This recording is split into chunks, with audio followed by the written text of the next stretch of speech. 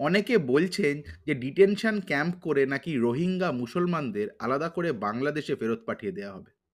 আপনাদের মনে থাকবে হয়তো এই একই কথা বলা হয়েছিল আসামে। সুপ্রিম কোর্টের নির্দেশে আর গৌহাটি হাইকোর্টের নজরদারিতে আসামে 6 বছর ধরে এনআরসি প্রক্রিয়া চলেছিল। মোট খরচ কত হয়েছিল জানেন? আমার আপনার ট্যাক্সের দেওয়া টাকায় ১৬০২ কোটি টাকা। ২০১৯-এ প্রকাশিত হয়েছিল সেই ফাইনাল ভোটার লিস্ট।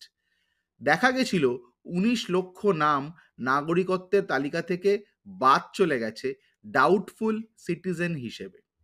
১২ লক্ষ তার মধ্যে ছিল হিন্দু আর ৭ লক্ষ মুসলমান। ডিটেনশন ক্যাম্পে মাসের পর মাস পচতে হয়েছিল এদেশের বহু বৈধ নাগরিককে। 6 বছর ধরে যথেষ্ট সময় নিয়ে এনআরসি হয়েছিল, কিন্তু তাও শেষ পর্যন্ত অসমের তৎকালীন চিফ মিনিস্টার হেমন্ত বিশ্ব শর্মাকে বলতে হয়েছিল পুরো তালিকাটাই নাকি ভুলে ভরা।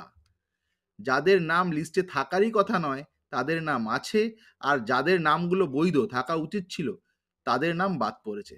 তাহলে ধরপাকড় আর ডিটেনশনের কথা শুনে যদি কারোর আসামের কথা মনে পড়ে যায়, বাংলার মানুষের খুব দোষ দেওয়া যায় কি তাদের?